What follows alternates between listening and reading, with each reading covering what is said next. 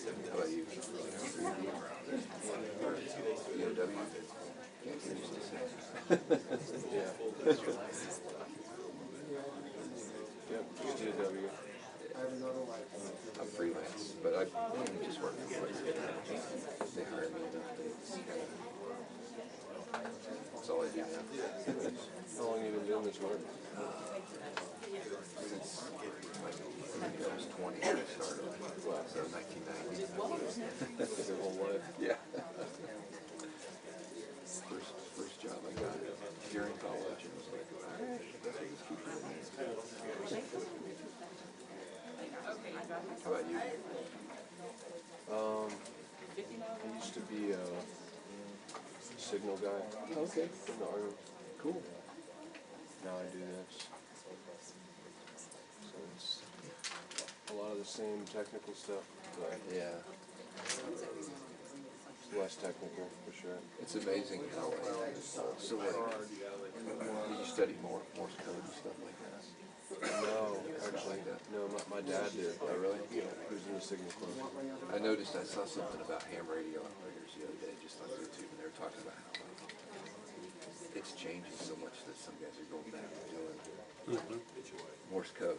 They're like, that's their new hobby. It's like the old Morse code thing. Man, it's like, It's pretty cool. yeah.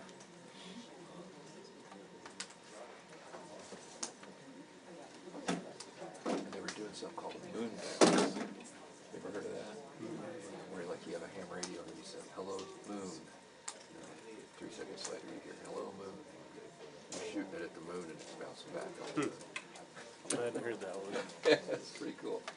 I only dabble a little bit in it. So, Yeah. yeah. You should try the moon bounce.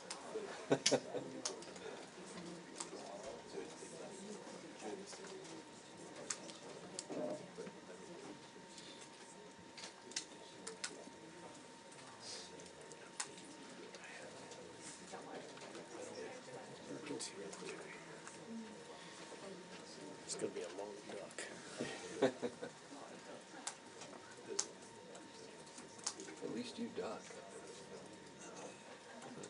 I've been on both sides of it. Yeah. So I understand.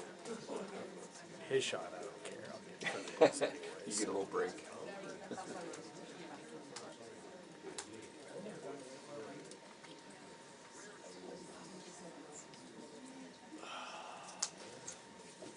Do a mic check real quick? Oh, please.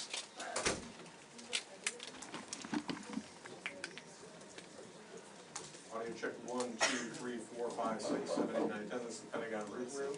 Good morning. We're doing a mic check. This is Secretary Hegseth mic check 1, 2, 3, 4, 5, 6, 7, 8, 9, 10. We're doing a mic check for the pool camera as well as cuts and the control room. Check 1, 2. In the control room. All right.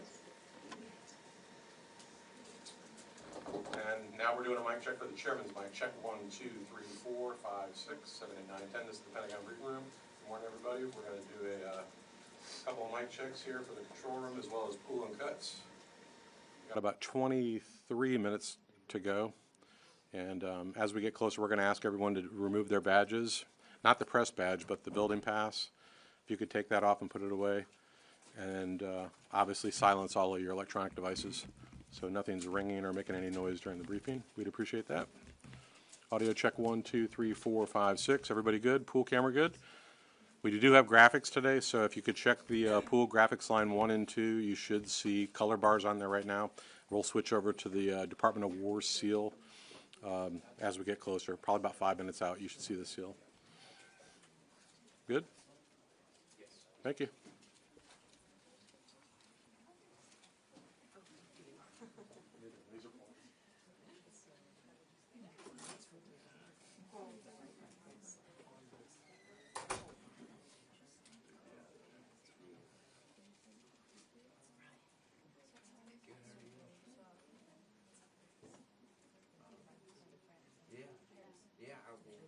Come back by, but I might stop by the library.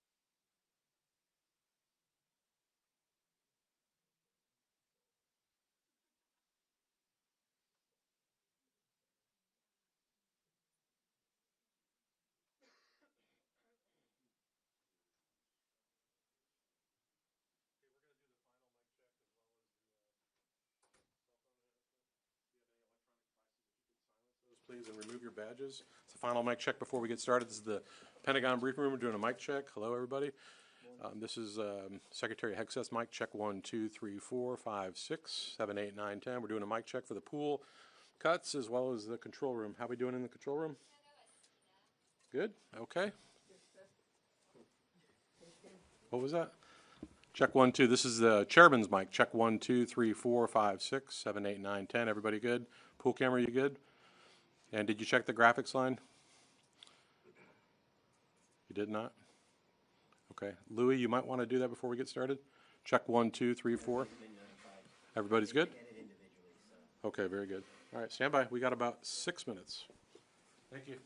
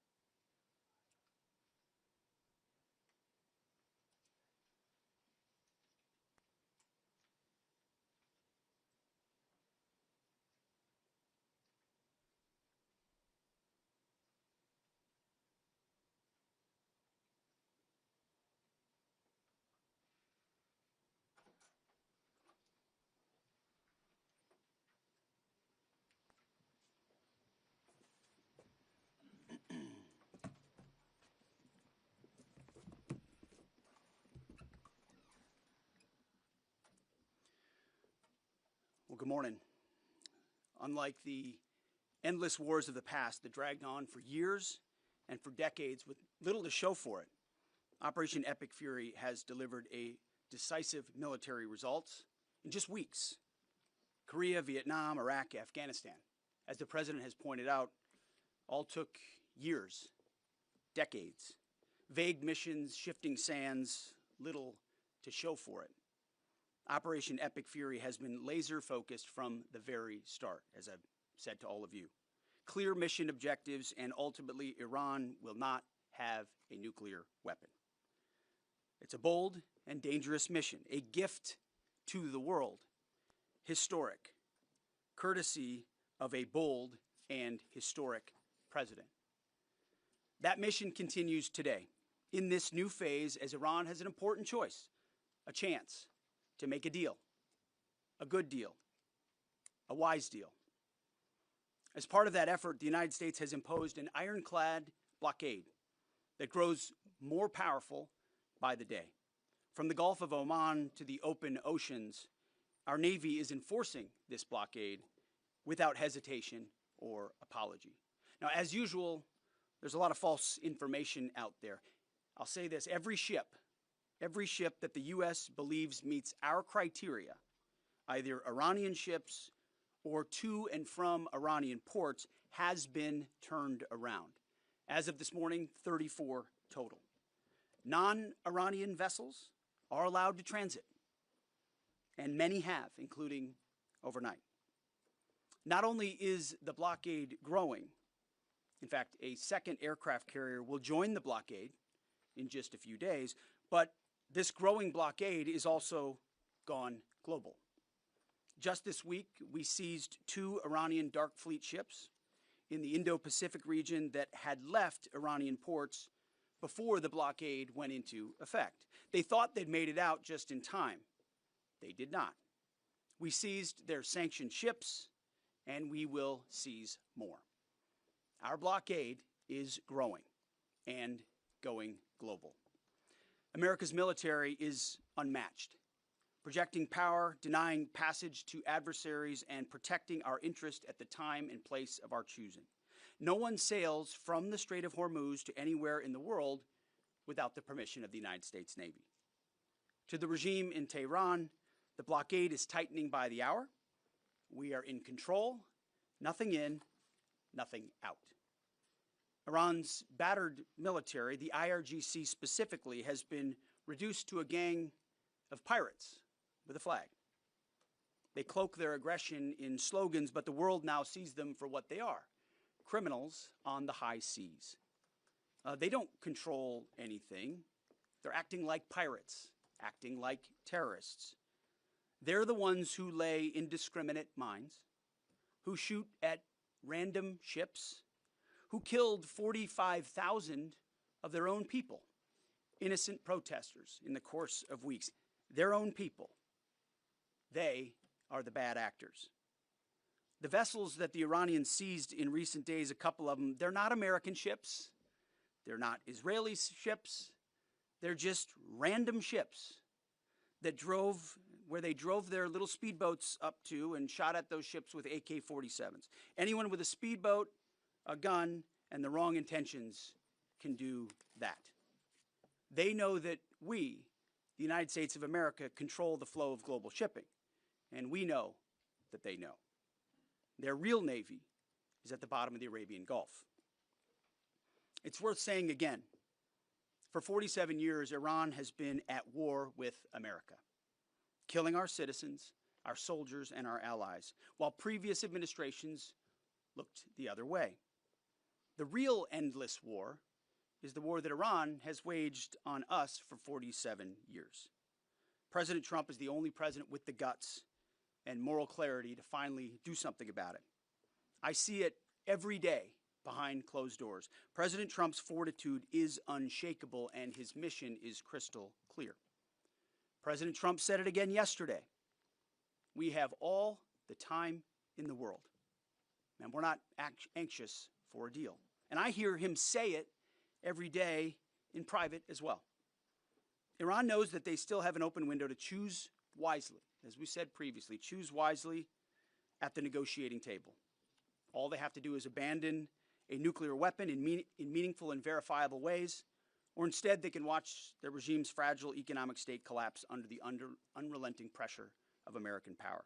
A blockade as long as it takes, whatever President Trump decides. Because the bottom line remains the bottom line. Iran will never get a nuclear bomb. The choice is theirs, but with this blockade, the clock is not on their side. Moreover, President Trump has authorized the United States Navy to destroy any Iranian fast boats that attempt to put mines in the water or disrupt passage through the Strait of Hormuz, to shoot and kill. Our commanders have clear rules of engagement. If Iran is putting mines in the water or otherwise threatening American commercial shipping or American forces, we will shoot to destroy. No hesitation, just like the drug boats in the Caribbean. It's also worth saying, this should not be America's fight alone. We barely use the Strait of Hormuz as a country. Our energy doesn't flow through there, and we have plenty of energy. Just look at the new global Congo line headed to Texas, a beautiful picture. Europe and Asia have benefited from our protection for decades, but the time for free riding is over. America and the free world deserve allies who are capable, who are loyal, and who understand that being an ally is not a one-way street. It's a two-way street.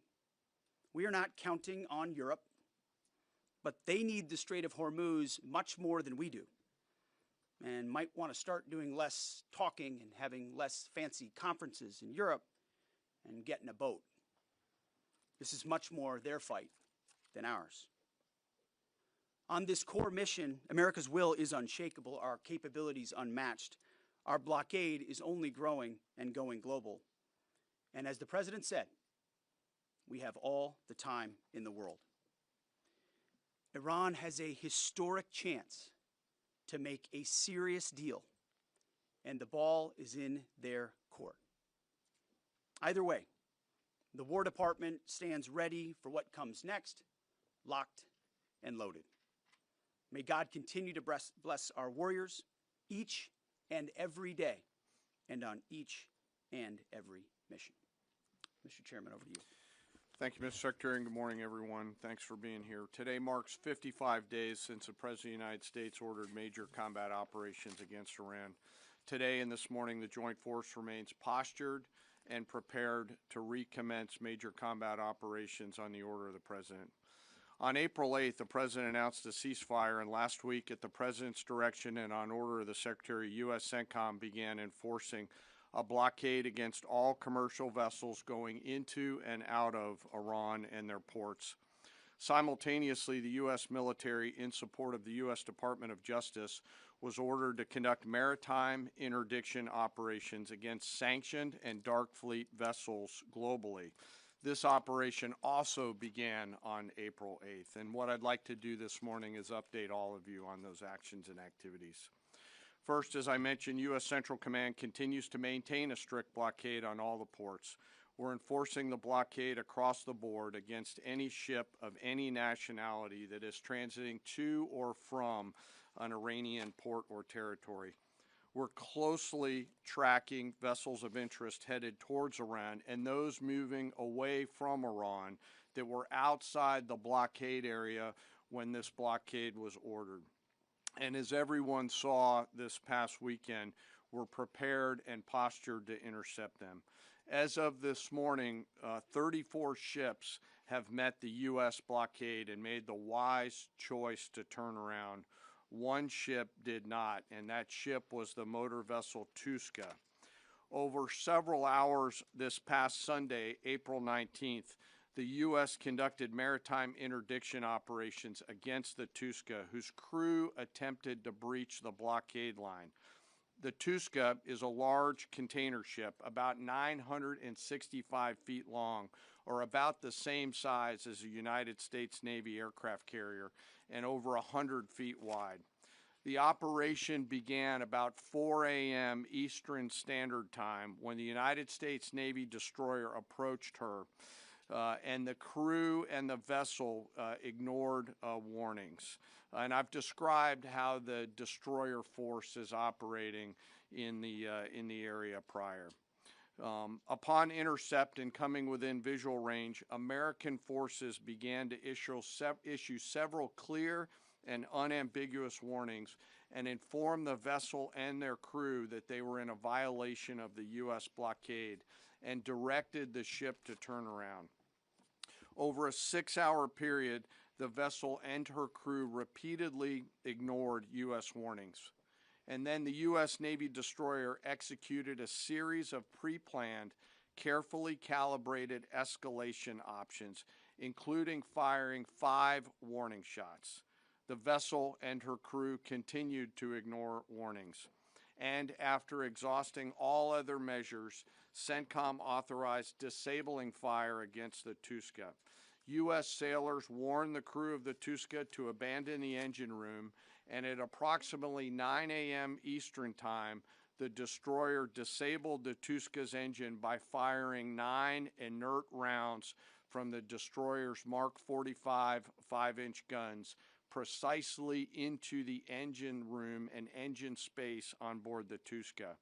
Not surprisingly, the vessel then reported issues with their engine, went dead in the water, and began to comply with U.S. directions and orders. At 4 p.m. Eastern Standard Time, CENTCOM ordered United States Marines to seize the ship. Via helicopters, U.S. Marines maneuvered quickly to the disabled ship, boarded her from fast ropes via helicopter infiltration methods, and took custody of the ship. The ship and her crew remain safe in U.S. custody today. Let me now turn to global operations in the Pacific, and I want to highlight that this is a major interagency effort between the United States military, the White House, the Department of Homeland Security, and the Department of Justice. On Monday, April 20th, U.S. Indo-PACOM forces, in support of a Department of Justice request, interdicted the motor tanker Tiffany, which was transporting sanctioned Iranian oil. The Tiffany is a very large crude tanker, VLCC for short, and is also about the size of a U.S. aircraft carrier and capable of transporting approximately 2 million barrels of oil. At approximately 11:30 p.m. Eastern Time, U.S. military forces and law enforcement forces also went to the ship via rotary wing platforms, fast roped onto her deck, and secured her. After the ship was secured, a U.S. Navy control team embarked aboard the Tiffany, and assumed control of the ship at 4 a.m. Eastern Time on April 21st. A Navy control team is comprised of sailors led by a boarding officer that assumes control of a seized ship in order to secure the crew, the cargo, and the vessel, and disposition of that first vessel is still pending. The next interdiction occurred on Wednesday, this past Wednesday, 22 April, when Indo-PACOM conducted yet another interdiction, again at the request of the U.S. Department of Justice. This time, the stateless motor tanker Majestic X, also known as the Ponix, also in the Indian Ocean. This is again a VLCC, or very large crude tanker. At approximately 11 p.m. Eastern Standard Time, U.S. forces began the interdiction, again using rotary wing assets to get to the ship, got on board, and secured the bridge. Both ships, the Tiffany, the Majestic X, and their crews remain in U.S. custody. And we will continue to conduct similar maritime interdiction actions and activities in the Pacific and Indian Oceans against Iranian ships and vessels of the Dark Fleet. The actions by our service members and our law enforcement partners demonstrate the incredible discipline and dedication and professionalism of our joint force and highlight the global reach of American combat power. The joint force remains on ensuring the Iranian regime cannot harm our interests or those of our allies and partners. And I'll highlight that Iran has repeatedly sought to offensively and proactively expand the conflict by aggression against its neighbors and its attacks on global shipping through the strait. To date, Iran has attacked 5 merchant vessels, seized 2 of them that were attempting to transit the strait, and these include ships that Iran itself had cleared to proceed. Now, as I always do, I want to honor members of the Joint Force. Today, I want to highlight and proudly describe the essential role of our intelligence enterprise and the role that they play in conducting our military operations. The totality of their work is the culmination of days, months, and in many cases, years of work by our uniformed and civilian intelligence professionals. We have been able to do the work that we are ordered to do because America's intelligence force, including our core collectors and analysts, have spent decades searching for every loose thread. From the determination of a particular intelligence requirement to that piece of intelligence being collected in the field by a military or interagency case officer, to the rigorous analysis that goes into reporting on that finding, those team members spend their careers answering the incredibly important questions that we must attempt to answer before, during, and after operations. They live in the enemy's mind. Normally located behind the green door or behind the vault door in dark, windowless rooms across the world, 24 hours a day, 7 days a week, 365 days a year, are world-class intel members from DIA, our service intelligence components, NSA, NGA, CIA, NRO, and in the case of the operations that I've just described, the Office of Naval Intelligence, all work tirelessly to sift through the mountains of collected information using tools, tactics, techniques, and procedures that I'm not going to discuss today. The sun never sets on these world-class professionals, and their goal is every minute of every day to be on the account. And they know the enemy. They know their combat capability, their weapons, their industrial and economic systems, and they know their leaders' pattern of life, where they go, what they think, and what they do. Thanks to their work, we know Iran, and it is an incredible work that they do. Again, none of our operations that we've conducted during my time in this job could have been done without the service of these intelligence professionals. And the distance from those core collectors and those analysts to those Patriot crews who are defending U.S. forces forward or the fighter pilots is incredibly small. Every single day, as their mottos say, they are committed to excellence in the defense of the nation and to securing the future, and they're doing the work of the nation. Before I close, as I do every time, I want to highlight and remember our fallen. Today, I want to highlight the 63 victims of the terrorist bombing of the U.S. Embassy in Beirut, which occurred 43 years ago, just a few days ago, on April 18th, 1983. At that time, this was the deadliest attack on a U.S. diplomatic mission, and this was the first attack conducted by Iranian-backed forces on Americans. The suicide bomber detonated a vehicle-borne improvised explosive device out in front of the embassy, killing 63 innocent people, including 32 Lebanese, 14 visitors, and 17 Americans. And among those lost, members of the Joint Force to include 3 Army soldiers and 1 United States Marine. We remember their names: Sergeant First Class Richard Twine, Staff Sergeant Ben Maxwell, Staff Sergeant Mark Salazar, and United States Marine Corporal Vincent McMaw. Today we remember them. We carry on their memory and the memory of all our fallen, and remain grateful for their sacrifice and that of their families, who continue to show us what courage looks like. As we continue to press forward and maintain these operations, the Secretary, the Joint Chiefs of Staff, and I are deeply humbled by the spirit, tenacity, and commitment and grit of the 2.8 million members of our Joint Force. The Secretary and I thank every member of the Joint Force engaged in this operation, every warrior who remains deployed or who is supporting from here at home. Thank you to, and thank you to your families. Sir, I'll turn it back over to you. Thank you, Mr. Chairman. We'll take a few questions. Thank you. In your estimation, have there been increased or decreased instances of Iranian vessels either approaching or trying to breach the blockade the longer it is in effect? And another question about the mine threat. Has the mine threat been neutralized enough to facilitate freer flow in the straits? Well, to the second question, first of all, we are seeing vessels transiting. There are paths that are open.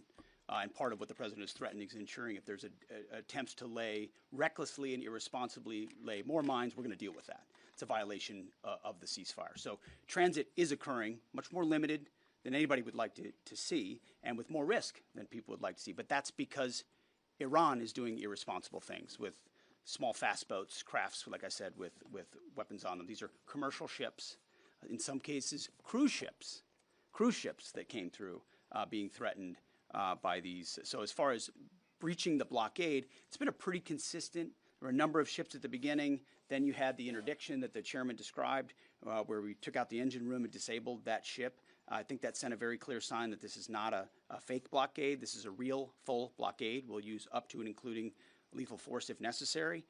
And that stopped, and other ships have taken note of that. So any ships that have attempted, there's been levels of escalation, but none that far, and they've turned around. Absolutely. Yes. Good morning, Mr. Secretary, Mr. Chairman. David Zier, Real America's Voice. To follow up on Alexandra's question, how big are these mine-laying boats? Can they be achieved from fast boats? And I wanted to follow up my last week question about as jet fuel stocks in Europe reportedly are only about 6 weeks left. They get most of their jet fuel from the Gulf. Have any European countries reached out to assist in cordoning off the strait and participating in escorts? I know there's a lot of talks. You saw I would call it a silly conference in Europe last week where they got together and talking about maybe doing something eventually when things are done. Those are not serious efforts yet. We would welcome that. We would welcome a serious European effort to do something about this strait and this passage, considering it's their energy capabilities that are most at stake. I think it's a wake-up call. It's a wake-up call for countries around the world. Either you have capabilities or you don't. Otherwise, you're at the behest of a country like Iran, and the only country that can do something about it is the United States military. You want to talk about the mines and the small crafts?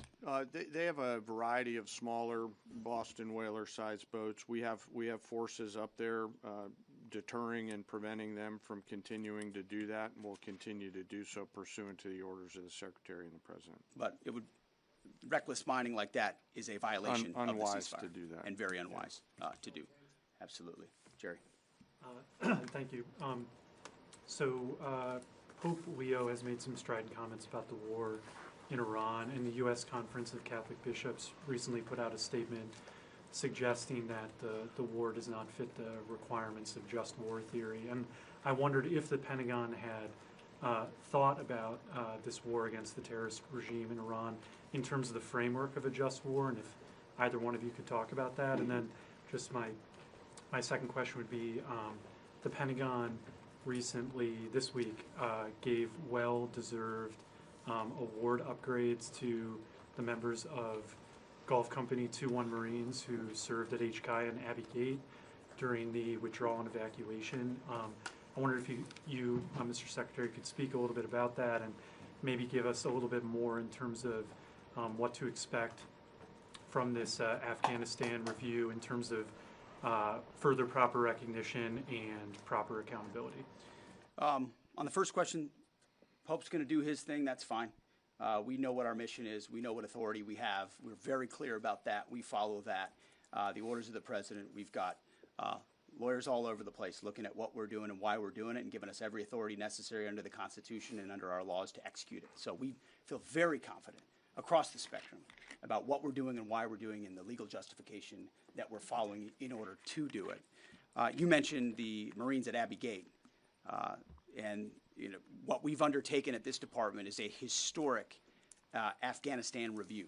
So we have, over the course of months, reviewed what happened leading up to and including the events at Abbey Gate and the disastrous withdrawal in Afghanistan. There's never actually been a full accounting in this department of the decisions that were made. There's been sort of papered over congressional attempts, but never a real deep dive where we brought everybody in to talk about what happened and why it happened. That has happened. That review will come later this summer, and I think you'll find it to be probably the most comprehensive review this department has ever done about a single series of events. And it's because the cascading effect of what Joe Biden did in abandoning that mission the way that he did, and that disastrous withdrawal had ripple effects for our military, for our country, and for the world. That's why reestablishing deterrence is one of the core pillars of what we've been doing at the War Department, because the world looked at that disaster and made choices. Vladimir Putin made choices. Hamas made choices and saw that America wouldn't do anything about it. Houthis shot at ships. They made choices because Joe Biden and his administration were seen as feckless and weak. And that withdrawal was a part of what the world saw, people hanging to planes as we fled. That deserves a full accounting, which is exactly what we're doing. Sean Parnell, our chief spokesman, one of my senior advisors, has been leading that effort, getting to the bottom of it. And one of the revelations was that those Marines at Abbey Gate who showed courage, who were out there exposed, knew there was a threat, nebulous mission, the only gate that's open, did not receive the kind of proper recognition they should have for their heroism. So one of the early results of this Afghan review is to ensure they get the due recognition and award they deserve for the heroism and courage they showed at that gate. Despite the bad decisions of this building and that administration, those Marines acted heroically, and we're going to recognize them for that. Jerry, thank you. Yeah, right here. Thank you. Michael Casey with O'Keefe Media Group. Earlier this week, James O'Keefe published a story on Department of Army Nuclear Chief Andrew Hugg, who revealed top-secret national security information to a stranger he met on a dating app. Will you defer Mr. Hugg for termination and prosecution? Yeah, he won't work here anymore. And given the revelations, It's an easy one. will any changes be made to the current anti-espionage training for all Department of War employees now, given this? Well, we're always on the lookout for CI threats, any internal threats, anyone talking out of school about things they should not. We take leaking very seriously here, informally or formally, which is why some of the reporting done by some of the people in here is incredibly problematic. They're willing to publish things based on classified information that would potentially harm those in harm's way, and we think them doing so is incredibly irresponsible and unpatriotic. And it would encourage members of the press to think twice about the lives they're affecting when they publish things in their publications like the New York Times. Yes, right here. Was the Tuska carrying dual-use equipment to China? Sir, I'm sorry, the question's right here. Thank you. Ryan Morgan with the Epic Times. Earlier this week, on that topic, there was a report, I believe, with the Washington Post that the Pentagon had briefed Congress that it could take up to 6 months to fully sweep the Strait of Hormuz for mines. I was wondering if you could comment a little bit more on the specifics of the timeline, the range of time that it could take, and then just a general idea of how many mines have been placed. We would not speculate on a timeline. I saw that report. It was based on, again, another leak from a closed-door session, which was supposed to be classified, and apparently, allegedly, that was something that was said about we feel confident in our ability in the correct period of time to clear any mines that we identify, and would encourage other countries to be a part of such an effort as well. But we're tracking that very closely. Mr. Chairman, do you want to add anything to that? No, sir. I think you covered it. Right here, new members of our press corps here. Jacob Wasserman with TMZ DC. We have two questions. I'm going to ask the first. My colleague will ask the second. You know, I've heard you talk a lot about bombing. We'll see. Sorry? We'll see. Okay. I've heard you talk a lot about bombing people and places. And when you give these orders to carry out this extreme level of violence, what's going through your mind and your body? Do you have like an adrenaline rush? Are you scared? Do you feel like you're on a power trip? Just walk us through and paint us a picture of what it feels like mentally and physically. It's a very TMZ question.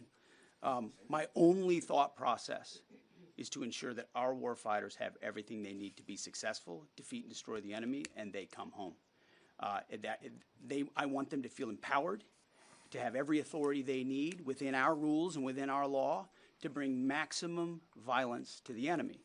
Because war is violent, war requires doing difficult things, but I want our people to feel empowered, so it's our guys that come home and their guys that do not.